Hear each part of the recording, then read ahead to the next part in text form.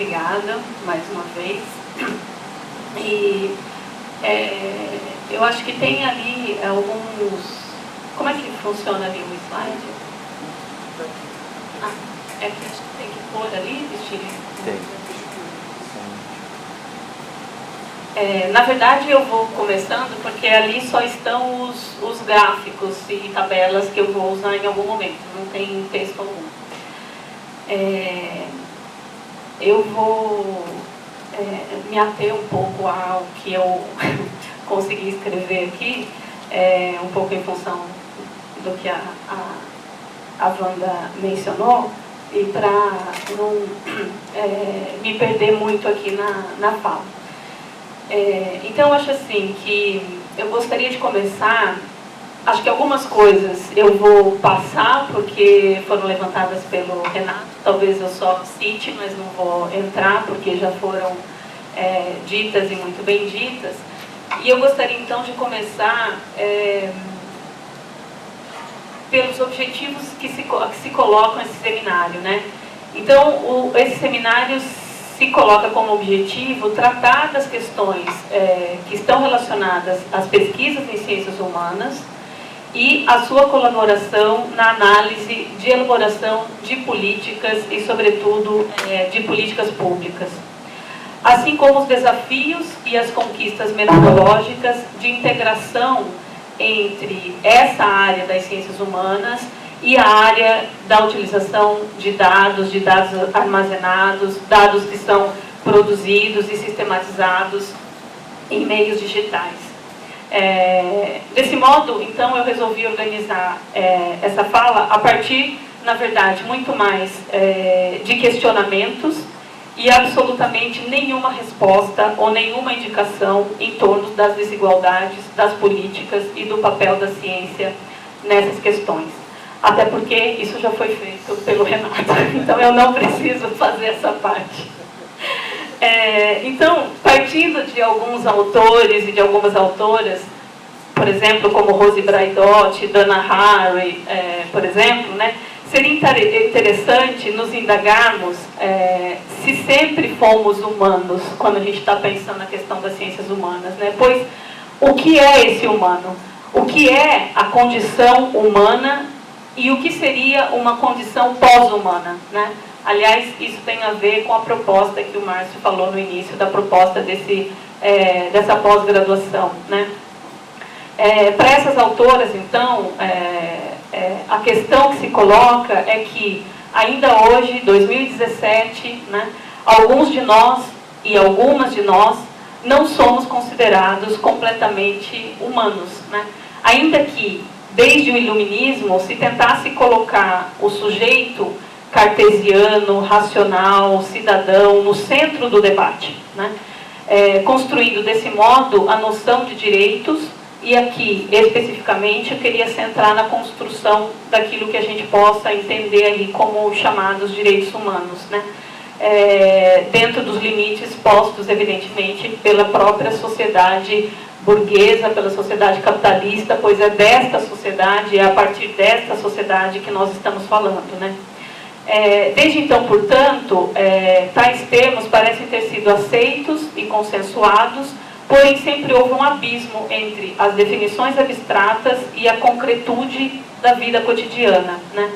Então, se quisermos pensar a imagem do homem vitruviano de Leonardo, que é o centro, né, que está ali naquele slide, né, demonstra muito bem esse paradigma do humanismo que sempre colocou no centro do debate o humano, entendido esse humano como um homem universal, com uma determinada representação, essa representação aceita pela sociedade, aceita pela ciência, aceita pela academia, aceita pela igreja, né? E esse humano que está no centro e que é a medida de todas as coisas, quem ele é, né? Ele é, e isso tem a ver com as desigualdades, né? Ele é um homem, ele é racional, branco, europeu, colonizador, conquistador, heterossexual, ou seja, o homem, ou aquilo que é humano e que é tomado como medida de todas as coisas, é esse homem, né? Portanto, a partir daí você já cria várias dimensões da desigualdade, né? O Renato tocou aí no final da apresentação dele, por exemplo, nas desigualdades de gênero, que também elas são multidimensionais, né? Assim, a imagem desse homem universal, ela pode e ela deve ser absolutamente questionada, uma vez que ela não representa a humanidade, uma vez que na concretude, na materialidade da vida cotidiana, uns são mais humanos do que outros, né? Por quê? Pois a diferença, ela acaba sendo transformada em desigualdade e em inferioridade. E essa é uma das questões, ou uma das marcas das diferenças, transformadas em desigualdades de corpos que são necessariamente sexualizados, racializados, naturalizados, empobrecidos, generificados, né? Reduzidos a um standard, podíamos pensar, do uso e joga fora, né? Portanto, são aqueles que são os descartáveis, né? Então, esse homem ou esse humano pensado a partir dessa perspectiva ou dessa forma, ele precisa e deve ser questionado, ele precisa ser descentrado, né? Então, esse paradigma, que a gente pode até entender como um paradigma eurocêntrico e que também nos constitui o nosso pensamento, coloniza o nosso pensamento, e a partir dele que a própria academia se institui e se produz, né, implica a dialética entre eu e o outro, né, bem como a lógica da identidade, atuando como motores de uma lógica cultural de um certo humanismo universal. Então, central para esse paradigma universalista e para essa lógica binária, o 0, 1 do logo do seminário, né, portanto, a noção da diferença, entendida no sentido, aqui colocado como um sentido pejorativo, uma vez que ela assume muitas vezes o sentido da inferioridade, assume conotações que são conotações essencialistas e que são, na verdade, letais do ponto de vista das pessoas que são marcadas como sendo as outras, né? Pode-se até voltar a Beauvoir, por exemplo, que se referia a esse outro, a esse segundo sexo, como a outrice, né? Mas a gente pode pensar esse outro em várias escalas e não apenas pensando a questão de gênero. Então, essas são as questões que eu acho que a gente precisa, e são os questionamentos que são trazidos ao centro do debate, por exemplo, pelos chamados novos movimentos sociais da década de 70, 60, 70, né? E que questionam aquilo que estava posto também nas ciências humanas, os paradigmas e os pensamentos e o modo de olhar as coisas, passa a estar presente na discussão o anticolonialismo, o antirracismo, as questões ecológicas, né? E então, assim, cabe às ciências humanas o papel de tentar realizar e aprofundar esses questionamentos e, a partir deles, se reinventar, se repensar, se recolocar, se realocar, se reassentar, né?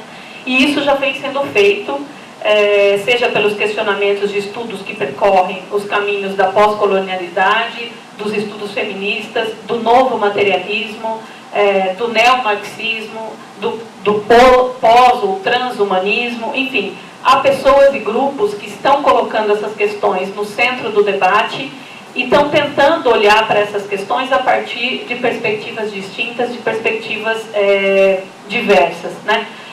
Acho que também o Renato apontou que as questões de classe, por exemplo, durante, sobretudo nos anos, final dos anos 80, mas nos anos 90 isso também foi muito intensificado, como se esse conceito, ou conceitos ligados a essa perspectiva, não conseguissem mais dar conta e explicar a realidade, né? E aí você tem, como ele ali apresentou, um certo esvaziamento e uma certa despolitização daquilo que está sendo pensado, produzido e discutido. Mas a gente percebe também que nos últimos anos você também acaba tendo um olhar um pouco diferente e perceber o quanto essas categorias ou esses conceitos ainda precisam ser utilizados, porque eles ainda dão conta de um aspecto importante da realidade, embora eles não expliquem toda a realidade, né? Então, em relação à questão das desigualdades, faz-se muito importante ressaltar que a desigualdade ela não é um termo absoluto, né? Ela sempre se coloca em relação a alguma coisa, né? Portanto, um termo que ele é relacional e que assume valência diferente em diferentes tempos e espaços, né? A distribuição de riqueza, por exemplo, um tema que também já foi levantado, ela deve ser pensada desse modo, né? E sobre isso persistem, a gente pode dizer, pelo menos duas visões que são contrapostas ou que são antagônicas, né? Uma visão, digamos, mais ligada a uma tradição marxista ou marxiana, que pontua o fato de que a acumulação do capital nas mãos de poucos, né, conduz inevitavelmente à concentração da renda e da riqueza. Portanto, a desigualdade ela é gerada nesse processo, né? E nesse sentido a desigualdade ela não tende inevitavelmente a desaparecer. Em muitos contextos até mesmo é o contrário que ocorre, né? Outros, né, se a gente pensar por uma vertente mais liberal, entendem que o desenvolvimento econômico ou que a acumulação do capital, juntamente com o desenvolvimento tecnológico, científico, ele seria capaz de, como uma onda, elevar todo mundo. Claro que existe aí muitas coisas no meio dessas duas posições, né? Assim, se nós tivermos breves períodos na história, como chamados 30 anos gloriosos do capitalismo, né, marcado pela construção do welfare state, sobretudo para os países ditos centrais, em que a onda foi mediamente capaz de elevar muitos ou alguns, né? Esse foi apenas um breve período, que entra em crise a partir dos anos 70, em que esse modo de regulação fordista, keynesianista, calcado numa política de compromisso entre capital e trabalho, mediado pelo Estado, ele se rompe, né? E a gente vê esse Estado social, esse Estado protetor, questionar os seus pressupostos e as políticas neoliberais serem introduzidas e enfraquecerem essas estruturas. Ou seja, essa mão esquerda do Estado vai se esvaziando, né? Então existem estruturas que são profundamente desiguais e que sustentam o capitalismo, e assim ele produz as desigualdades que ameaçam e que colocam em xeque o próprio conceito caro a esse sistema da meritocracia, sobre a qual se funda as assim chamadas e autorreferenciadas sociedades liberais e democráticas, né? Há quem acredite e sustente, no entanto, que, abro aspas aqui, a democracia pode retomar o controle do capitalismo e assegurar que o interesse geral da população tenha precedência sobre os interesses privados, preservando o grau de abertura econômica e repelindo retrocessos protecionistas e nacionalistas, né? Quem parte dessa perspectiva, por exemplo, Thomas Piketty, um economista francês, que publicou há pouco tempo um livro com um título um pouco audacioso, que se chama O Capital no Século XXI. Em vários lugares foi aclamado quase como o novo Marx, como se pudesse simplesmente existir um novo Marx em termos reformistas e sociais-democráticos. Uma escassez de dados para a gente projetar séries históricas muito longas, né, e entendermos melhor como se dá a dinâmica da desigualdade no capitalismo, né? Sobretudo a dinâmica da desigualdade econômica. Uma coisa interessante que o Piketty trouxe à luz a partir do trabalho que ele desenvolveu e que foi um trabalho conjunto com muitos outros pesquisadores, né?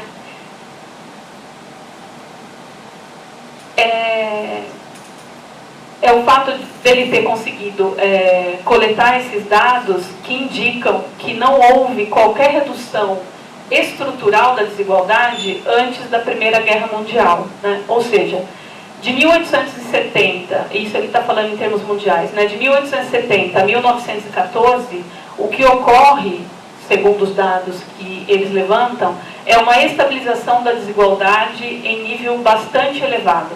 E, em vários casos, a desigualdade ela é acompanhada de uma concentração cada vez maior da renda e da riqueza. Ou seja, você tem um aumento da renda e da riqueza, mas você tem, ao mesmo tempo, um processo grande de concentração dessa renda e da riqueza, né? Desse modo, a questão da desigualdade, ela sempre foi um tema presente e ela volta com força a partir dos anos 70, né? Período a partir do qual a desigualdade volta a aumentar também nos países ricos, né? Sobretudo, por exemplo, os Estados Unidos, país em que, na primeira década do século XXI, como mostra aquele gráfico que o Renato trouxe, né? A concentração de renda atingiu um ponto em que o Piketty traz os dados que é equivalente aos anos de desigualdade aos anos de 1910 e 1920 naquele país, né?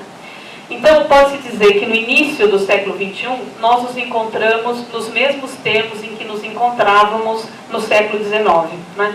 Você tem transformações impressionantes ocorrendo, e ocorrendo com uma velocidade incrível, mas nós não sabemos muito bem em que direção irá e que rumo tomará a distribuição de renda, né?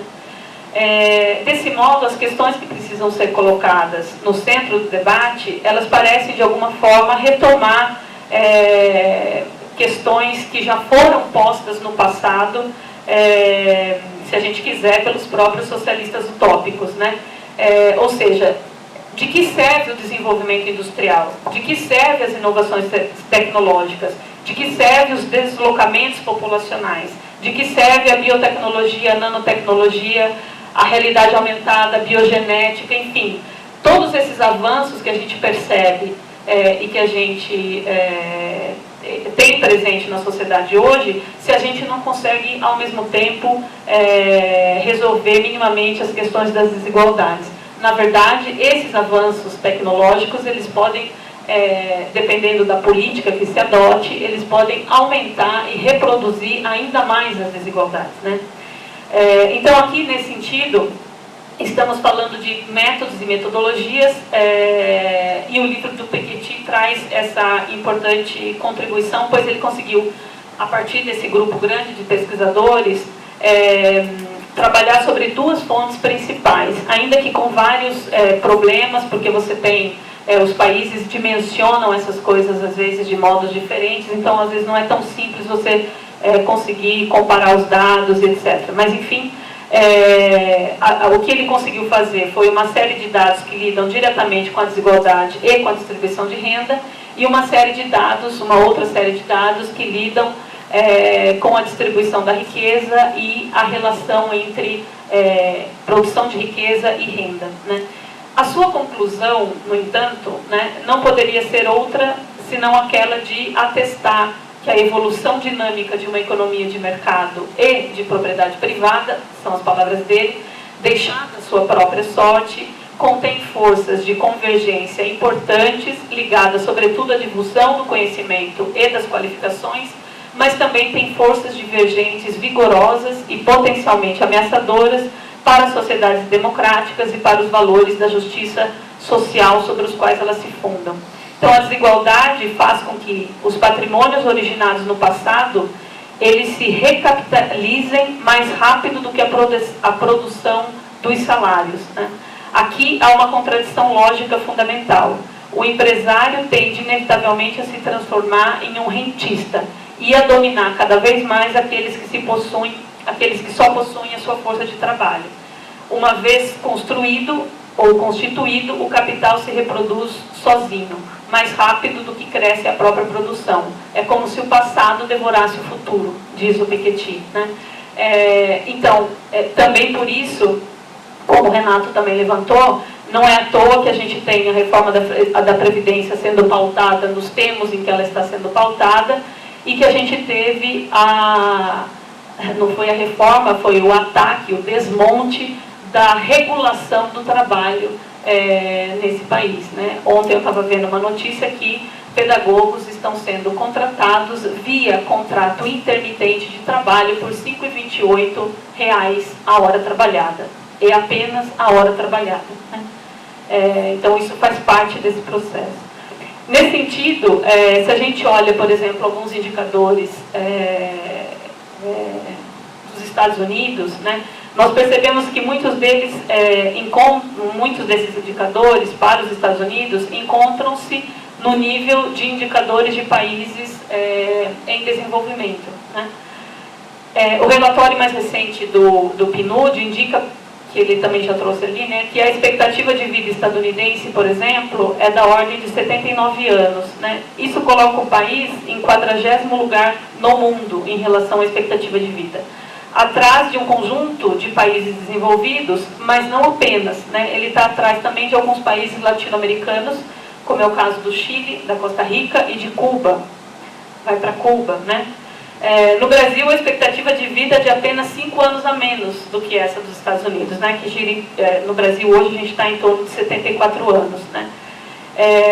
Isso para a gente perceber o quanto essas diferenças e essas desigualdades, elas estão postas também nesses países ditos centrais ou desenvolvidos, como o Renato já trouxe aqui, né?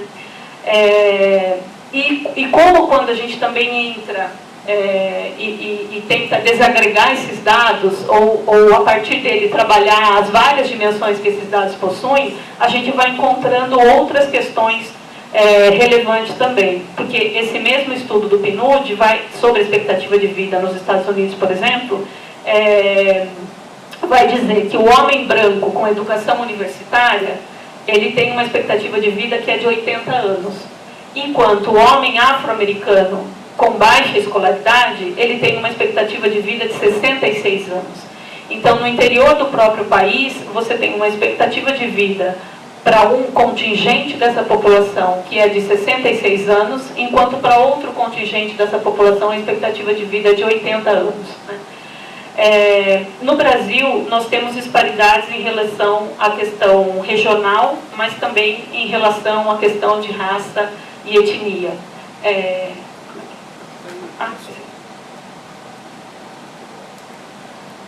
Aqui tem um mapa com fontes do IBGE que destaca um pouco a diferença de expectativa de vida entre as regiões do país. Mas se a gente entrar nessas regiões do país, a gente também vai perceber uma série de diferenças em relação à expectativa de vida, né? Ou, como a gente pode perceber nesse outro quadro, que infelizmente eu não consegui pegar outros, tive que pegar essa fonte mesmo, mas o dado original é do IPEA e do PNUD, né? A gente percebe, por exemplo, que ali a gente tem os indicadores por cor, sexo e domicílio, né?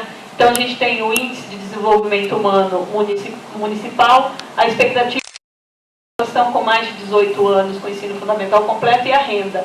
Então, com esse gráfico, você percebe o quanto a questão de gênero e a questão de raça e etnia, e também a questão, se você está no espaço urbano ou no espaço rural, você tem diferenças enormes aí, né? A renda, por exemplo, é bastante diferente, sobretudo para a população negra, né? O índice de Gini, que o Renato também apontou e trouxe, né, ele tem uma... Depois eu volto no índice de Gini. Então, os números sobre mortalidade infantil, nesse mesmo estudo do PNUD, para os Estados Unidos, também traz uma situação que o coloca ao lado de vários países em desenvolvimento, né? E tantos outros dados estão relacionados a isso, né? Em relação ao número de nascimento, de mortalidade infantil, por exemplo, os Estados Unidos têm uma média de 5 por mil habitantes, por 1.000 nascidos vivos, né, quanto média nacional, mas quando você desagrega o dado e olha para a questão dos afro-americanos, esse dado sobe para 46 por 1.000. Né? A mesma coisa acontece no Brasil. Quando você desagrega esses dados todos, você vai encontrar sempre a população negra do país como aquela que mais sofre com esses dados. Né? Eu vou pular uma parte aqui que o Renato já trouxe vários elementos e vou me ater a pensar algumas questões relacionadas ao Brasil especificamente. Né? Então o Brasil ele sempre se caracterizou por ser um país muito rico e pobre ao mesmo tempo. Aquele gráfico que ele trouxe. Né? Daí o slogan tão... Estou me sentindo na obrigação de fazer as referências. Daí o slogan tão criticado, mas tão acertado, ao meu ver, da presidenta Dilma, cujo mandato popular se encerra em 2018, quando ela diz que país rico é país sem pobreza. Né? Esse foi um slogan absolutamente questionado e, mais do que questionado, ridicularizado, quando na verdade ele é um slogan de um governo que diz a que veio, né? Porque de fato o país rico deveria ser um país sem pobreza. Né? Então como é que você está falando de um país que está entre as 10 economias do mundo, no período do presidente Lula e da presidente Dilma, chegou a ser a 5ª economia do mundo e, no entanto, é um dos países mais desiguais do mundo. Ou seja, um país onde a pobreza é escandalosa, né? Pelo patrimonialismo, pelo pensamento oligárquico de uma elite que ela é uma elite misógina, racista, sexista, classista, que jamais conseguiu pensar as políticas públicas enquanto aquelas que deveriam estar voltadas para o bem-estar da população. Pois nesse país as questões sociais sempre foram caso de polícia e não caso de política. Né? Então foi apenas nos últimos anos, contrariamente ao que está ocorrendo em Portugal hoje, que não sem enormes contradições e enormes equívocos, mas se essas contradições e esses equívocos também são fruto da nossa história, que nós tivemos políticas públicas que tentaram minorar essa dimensão da desigualdade, não apenas com políticas assistenciais, mas com políticas que pretendiam alterar estruturalmente o estado de coisas em um país tão rico como o Brasil, mas que figura a depender das contingências, né, como eu já disse, entre a 10ª e a 5ª economia do mundo e tão pobre ao mesmo tempo. Né? Então, ainda que a desigualdade ela tenha diminuído de 2002 até o golpe palaciano e parlamentar impetrado contra o mandato da presidenta Dilma, ela ainda permanece em níveis que são níveis inaceitáveis de desigualdade. Né?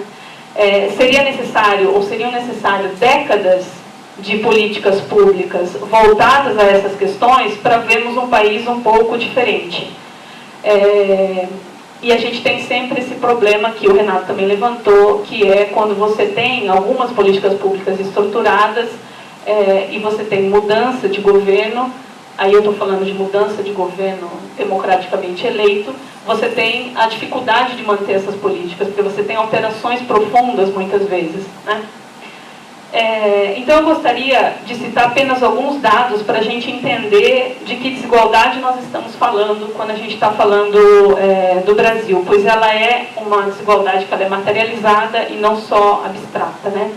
Então, por exemplo, em relação ao coeficiente de Gini, que é capaz de medir um pouco a desigualdade, embora ele tenha problemas, né? Ele também serve de comparação um pouco entre outros países, etc. Então, se a gente pega o índice de Gini para o Brasil, a partir de 1995, a gente vai perceber que o país veio, ano a ano, tendo uma queda da desigualdade. Né? É uma queda pequena, mas ela é uma queda importante, e essa queda trazia um pouco uma ideia de um certo ânimo em relação a esse gráfico, né, que tem uma queda crescente, porque parecia que era uma tendência que você conseguiria ir mantendo, né? Aqui também é um outro gráfico sobre o coeficiente de Gini, mas que pega começa um pouco antes e vem até 2014. E ali ela separa um pouco entre os governos, né? O governo Itamar, o governo Fernando Henrique, o governo Lula e o governo Dilma. Mas o que a gente percebe é que vem essa queda crescente, né? Só que o que a gente, se a gente volta um pouco esse gráfico para algumas décadas atrás, né, a gente vai perceber, na verdade, que em janeiro de 2012 nós estamos quase àquela desigualdade que nós tínhamos em 1960, né? Então, o país nesses últimos anos avançou nesse sentido, né? Porém nos colocou no patamar da década de 1960, né? E o mais grave nesse sentido é que a gente não vê a possibilidade de que aquela queda volte com as políticas que estão colocadas aí. Pelo contrário, as políticas que estão postas hoje para o país são são políticas que vão acentuar essa desigualdade, né?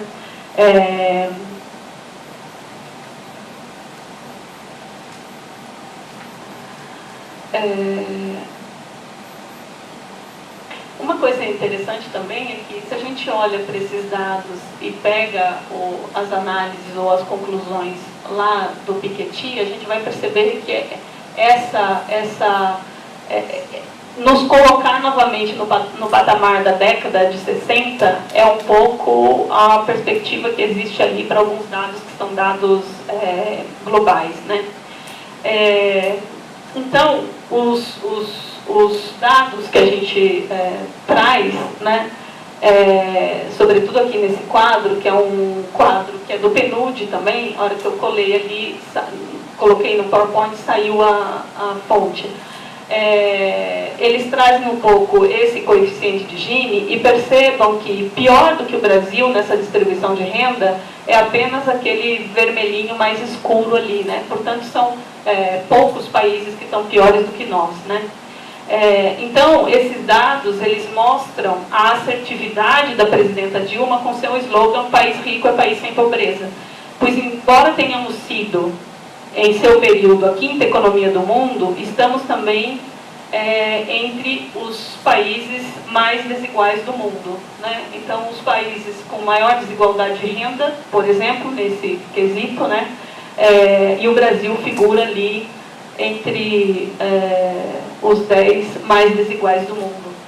E aquele gráfico que o Renato trouxe, ele é ainda mais interessante do que esse aqui, para entender essa desigualdade, né? Em relação à variação de renda, por exemplo, o que a gente tem entre 2002 e 2015 é que isso aqui é sinal e reflete aquela queda, por exemplo, da desigualdade que a gente percebeu e das políticas públicas que estavam voltadas para uma parcela específica da população, né?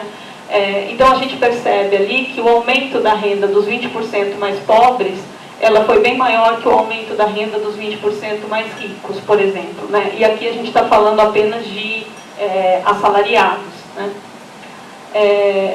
Aqui a gente tem um gráfico sobre a evolução do PIB per capita, medido em dólar, né, para o Brasil, desde os anos 90 até 2014. Né? Então a gente tem ali o período Collor, o período Itamar, período Fernando Henrique, período Lula e Dilma, né, nessa evolução do PIB que é crescente. A partir de 2014, eu não tinha os dados para 2015, 2016, mas a gente tem uma queda acentuada, e sobretudo no ano de 2016 e 2017. Né? Eu gostaria de falar também um pouco, especificamente, sobre a questão das universidades. Né? As falas iniciais aqui, elas também tiveram um tom de protesto, de repúdio, aquilo que vem acontecendo com as universidades, sobretudo as universidades federais, né? Então, o último elemento que eu gostaria de colocar e ressaltar e trazer para o debate, então, diz respeito à questão da ciência e tecnologia, né? Nós tivemos, nos últimos anos, um investimento que foi um investimento vultuoso e que trouxe melhoria em vários índices para o país, associado a um investimento nas universidades federais, que haviam sido absolutamente sucateadas, asfixiadas, chegando à beira da privatização no governo do presidente, sociólogo, professor, pesquisador universitário, o senhor Fernando Henrique Cardoso. O resultado desse período é que nós temos hoje 63 instituições federais de ensino superior que vinculam 328 campi espalhados pelo país. O campus de Sorocaba é fruto dessa política, né? E além do ensino de graduação, dos programas de mestrado, de doutorado, para cerca de 1.200.000 alunos, as universidades federais elas são responsáveis também por uma rede de equipamentos públicos e de serviços que atendem a população nas mais diversas áreas, incluindo 46 hospitais universitários de alta complexidade, em muitos casos sendo as únicas alternativas em suas áreas ao Sistema Único de Saúde, clínicas e laboratórios, museus, teatros, cinemas, escolas de música, agências de inovação, incubadoras de empresas de base tecnológica, parques de ciência e tecnologia, clínicas de direitos humanos, escritórios de assistência jurídica à população, serviços de atenção à saúde mental, escritórios modelo, etc, etc, etc, né? Ao longo da última década, o sistema público das universidades federais expandiu-se, portanto, em todas as direções. O número de alunos do sistema público federal de ensino mais do que dobrou no período. E o Brasil passou de 23º para 13ª posição entre as nações que mais produzem ciência, né? É um salto gigantesco se a gente for pensar pouco tempo, né? Esse quadro aqui, portanto, ele traz uma evolução da expansão das universidades federais, somente pegando os dados da graduação, né?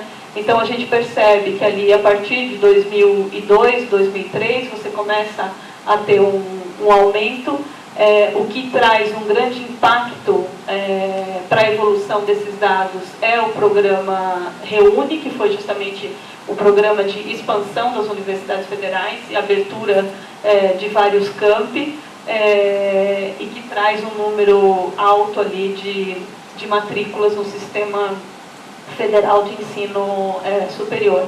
Aqui a gente tem uma evolução também em relação aos alunos de mestrado e doutorado, estrito sensu, né?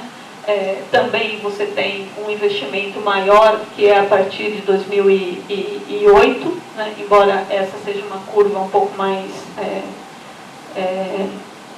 a inflexão ela é menor, né? Só que a gente tem um programa, um Plano Nacional de Desenvolvimento para o Ensino Superior, né? Que foi elaborado, aprovado em 2014, que deveria vigorar até 2024, e que ali existiam algumas metas a serem cumpridas, né? Por exemplo, para a esfera federal, nós deveríamos atingir, em 2014, mais de 2 milhões de matrículas, né? Cursos de medicina. Eu não sei se isso acabou sendo revogado ou não, mas acho que não. Mas houve uma proibição de ampliação das vagas em universidades federais para cursos de medicina. Isso, na verdade, tem a ver com a corporação médica e tem a ver também com as instituições privadas de ensino superior, né? Ou seja, garantir um nicho de mercado, né? Aqui a gente tem, então, aí falando em termos de orçamento, né, como é que se deu o orçamento do custeio para a manutenção das universidades federais. Então, conforme a gente foi tendo a ampliação das vagas e a ampliação dos campi, portanto, a ampliação do sistema, esse valor de custeio para as universidades federais, ele também foi aumentando, né? Sendo que você começa a ter uma queda acentuada em 2015, 2016, e esse ano a queda foi mais acentuada ainda, né? Aqui se fala em investimento em capital, né? O que você tem é um grande investimento em capital que vai até mais ou menos 2012, que é justamente o período em que, porque capital tem a ver com investimento, equipamento, construções e etc. Então, que é justamente o período em que você está quase que encerrando, pelo menos, o maior volume das construções, dos novos espaços, dos campi, etc.